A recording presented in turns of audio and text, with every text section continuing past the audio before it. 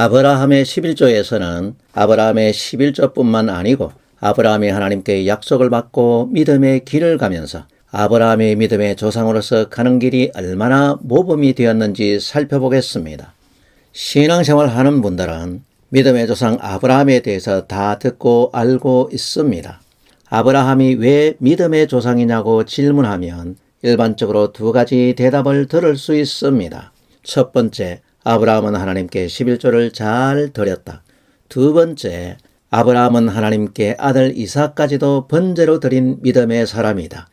이처럼 아브라함은 11조도 잘 드리고 하나님께서 원하시면 아들 이삭이라도 번제로 드릴 수 있는 믿음을 가졌기 때문에 믿음의 조상이 되었고 그 대가로 축복을 받아 부자되어 잘 살았다고 말합니다. 그러나 이런 내용은 하나님께서 아브라함에게 언약하신 말씀과 거리가 멀고 아브라함의 일생을 살펴보면 맞지 않습니다.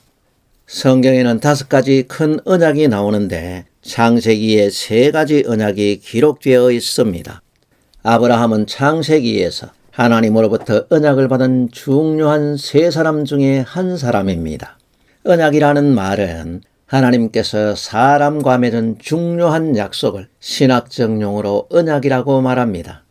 하나님께서 아브라함에게 갑자기 나타나서 가나안 땅으로 가라고 하시고 아브라함이 말씀에 순종해서 가나안 땅으로 가고 아브라함의 이런 순종을 보시고 하나님께서 그에게 갑자기 큰 믿음을 주셔서 아브라함은 가나안 땅에서 갑자기 부자가 되는 믿음의 조상이 되었다고 생각하십니까?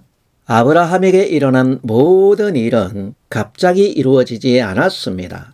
아브라함이 믿음의 조상이 되기 위해서 살았던 험난한 인생을 보지 못하면 아브라함이 왜 믿음의 조상인지 아브라함에 대해서 제대로 알 수가 없습니다. 세상의 모든 일이 하루아침에 이루어지는 일은 없습니다.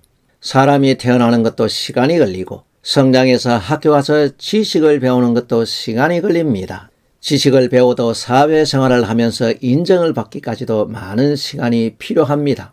이런 것은 인생을 살아본 사람은 모두 겪고 알고 있습니다. 그러나 성도들은 아브라함에게 일어난 일은 하나님의 축복으로 갑자기 이루어진 꿈 같은 일처럼 믿습니다. 모든 길은 로마로 통한다고 말했지만 로마도 하루아침에 만들어지지는 않았습니다. 믿음이라는 것도 목사님의 설교 한 번 듣고 하루아침에 믿음이 생기는 일은 없습니다. 아브라함도 하나님께서 한 번 말씀하신 것을 듣고 갑자기 큰 믿음이 생겨서 하루아침에 믿음의 조상이 되지 않았다는 것입니다. 여러분들이 성경을 읽고 교회에 다니면서 오랫동안 신앙생활 했는데 나는 왜 믿음이 뭔지도 모르겠고 어려움만 닥칠까 걱정이 되십니까?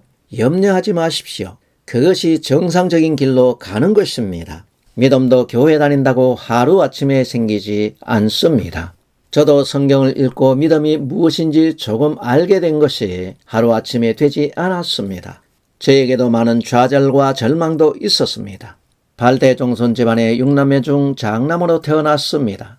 그러나 예수 믿은 후에 재수없는 사람이라고 20대 중반의 집안에서 쫓겨났고 종손이 물려받을 재산도 동생들에게 빼앗겼습니다. 예수님을 믿고 신앙의 길을 따랐지만 집안에서 버림을 받았습니다. 하는 일도 잘 풀리지 않고 어려움만 계속 겹쳤습니다. 저는 하나님께 도와달라고 기도했고 기도하면 도와주실 것이라고 믿었습니다. 밤마다 부르짖고 기도했지만 제가 믿었던 믿음과 아무런 상관이 없었고 하나님은 잠잠하시고 아무런 응답도 없었습니다. 어려움을 당할 당시 초신자였던 저를 이끌어주는 교회 멘토도 없었습니다.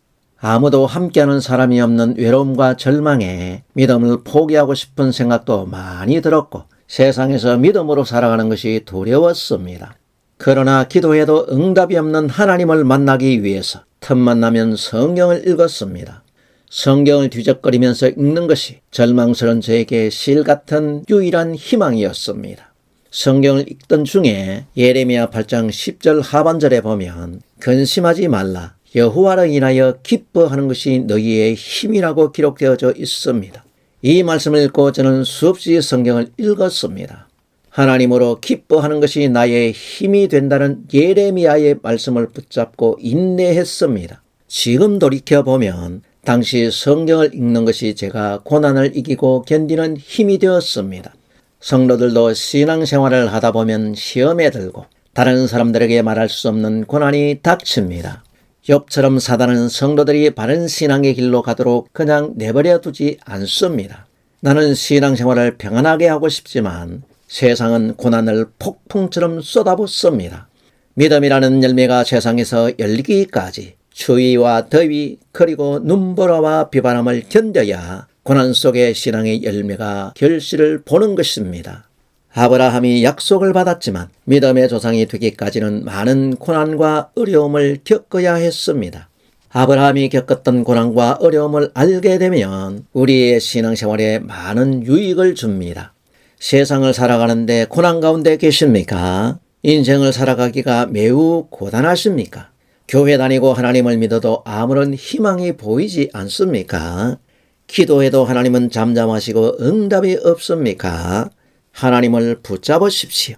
아브라함이 살아갔던 인생을 찾아 바이블 투어를 하면 하나님께서 아브라함에게 언약하신 소중한 약속이 무엇인지 알게 되고 우리도 아브라함에게 약속하셨던 그 하나님의 음성을 듣게 되고 절망과 좌절로 막혀있는 내 인생에서 소망의 빛을 발견하는 기회가 될 것이라고 확신합니다.